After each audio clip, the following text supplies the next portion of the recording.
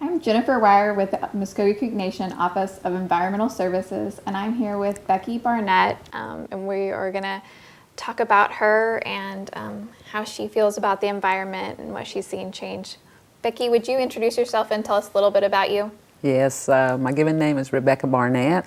I'm a fluent speaker of the Muscogee language.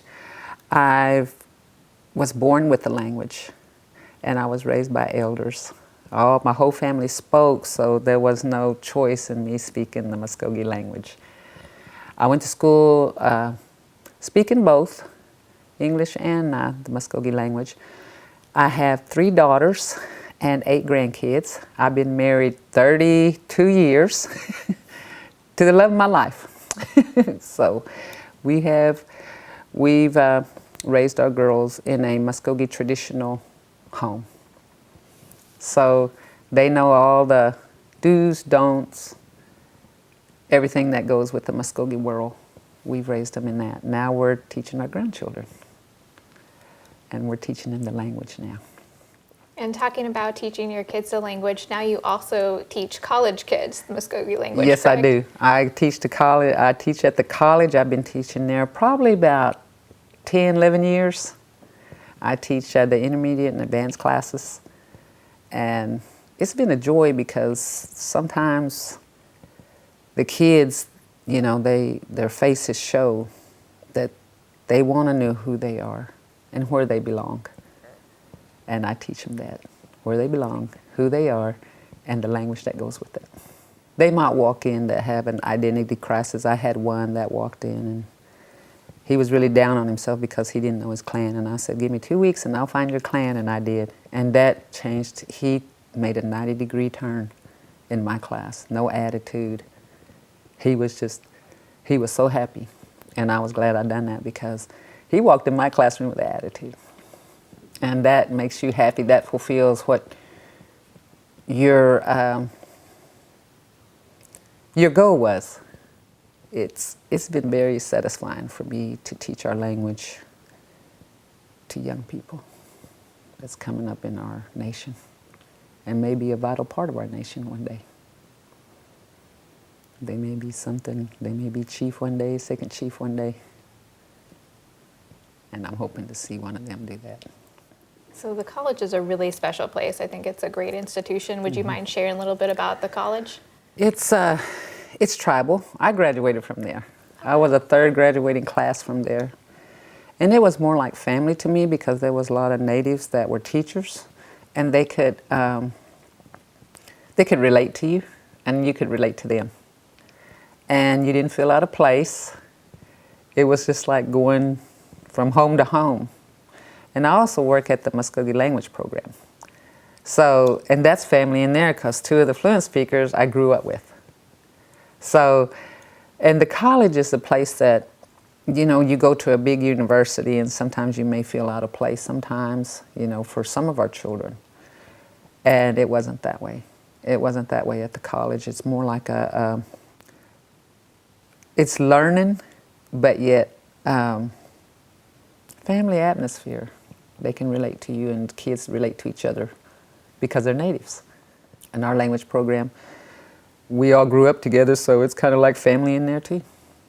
We're not strangers. I'm satisfied with that too, and I don't see myself ever, as long as language is involved, I don't ever see myself being dissatisfied. I'm happy there. Well, we definitely appreciate that, and we appreciate you I continuing to give back. appreciate you having me and asking me to do the prayer. That's probably the highest honor anybody can be asked to do. Closing a prayer. Thank you. Okay, and so to share with the conference and the attendees here, we wanted to talk about what giving back and sharing, and I wanted to know what you would tell the youth about Mother Earth. I would tell the youth that it was a gift from the Creator for us to live on as one with the animals, with the trees, with the plants, in which we do, because we do come from nature, and Earth is one of them.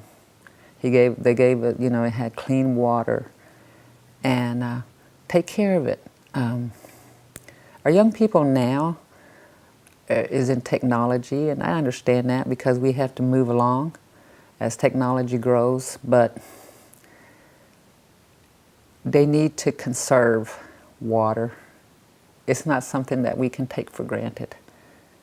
It's not something that we can just say, okay, it's here, because it may not be one day. And their grandkids are going to be walking on this earth, hopefully. And they need to take care of it like it was a gift. We grow our food on it. We drink our water from it. They need to be taught from home to recycle, conserve electric. When I was growing up, they didn't have nuclear energy, nuclear plants. I never heard of it if they did. They didn't have gas lines going across drinking water. We didn't have that. Everything's plastic now. And kids, you know, I'm sure they're going to have kids, and some of these things doesn't. The waste, some of it don't dissolve for 100 years, and that stays on Earth. When I was growing up, we could go to a creek and drink out of the water, drink out of the creek water. Can't do that anymore. They miss that. We need to get back to that. They need to know what it's like to drink water out of a creek, out of a well. So you kind of talked about some things that you experienced when you were a child. So what changes have you seen with the environment over your time? Nothing was in plastic. No water was in plastic. They were in bottles, and we deposited them to get money back. And we would pick up bottles when we was growing up, you know, just to get that. And that was almost like recycling. And like diapers, they were all cloth diapers.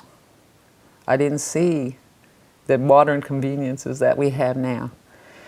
And the changes, we didn't have, like I said, no nuclear. There were animals. And, you know, we share this land with animals.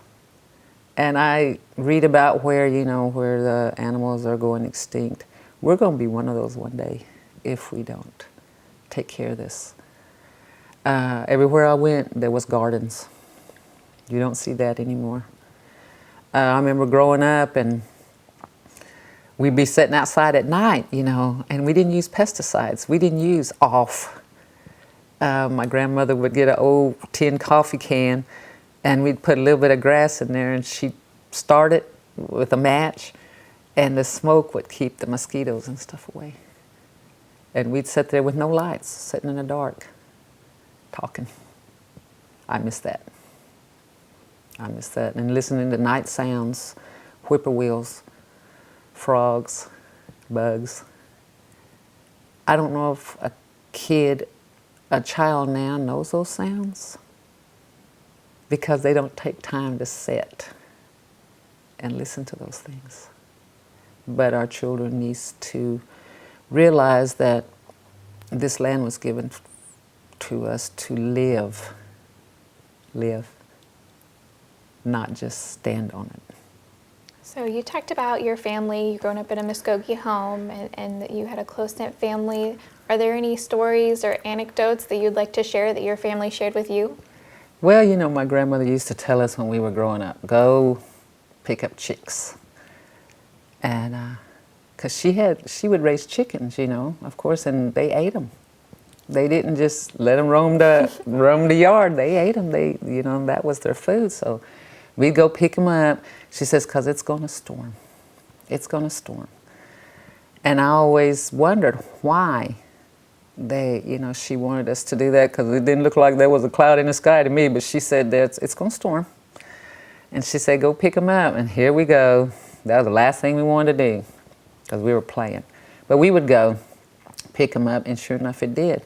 And as I grew older, I asked her, I said, how do you know the storm? And she said, the leaves turn upside down. And what she meant was the light side goes up. But in Creek, you know, that's what she meant. They turn inside out or upside down. And I told her, I said, So she said, when it does that, it's going to storm. But as I grew into this age now, I found out that when it's the atmosphere is going to, has this electricity in it, it holds a vacuum, and the vacuum is what makes the leaves turn. So our people were very intelligent at one point. I'm just now starting to realize that. And, and then she'd say if there was birds out there really eating, she'd say, it's going to snow. And it did, because they were getting ready for the snow because they wouldn't be able to find food. So she knew all this, and I didn't know that back then, but now, as I grew older and being older, hopefully a little wiser, I'm getting what she was talking about. She was right. So they were intelligent. They looked at nature. See, nature is a big part of the world, our land. The young people needs to know that nature is who we are. Well, thank you for sharing your stories and your family history with us. And I'm glad to. My family was a big part of my life. We were close. And like I said, at night, my grandmother had this porch, and we would sit up there with no lights.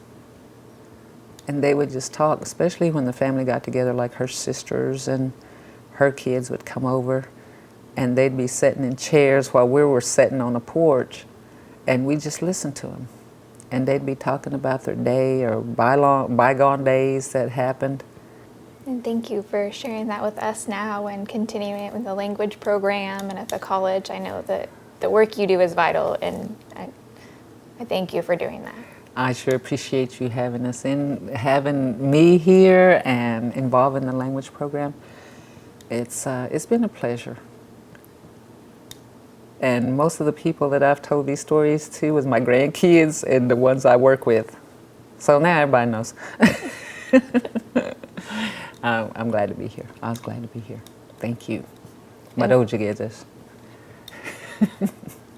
Thank you, Becky, for sharing with our national conference your wisdom, your family's wisdom, and your work throughout your lifetime. It sounds like you've been giving back for a long time, and we appreciate you giving now to the conference and all the attendees. And it's really special for you to be here with us, and so thank you. We were the first person that we thought of whenever we were talking about the prayers and having them in the Muscogee language, and so we appreciate you doing the closing prayer for us for the conference. Anything with the language and prayers,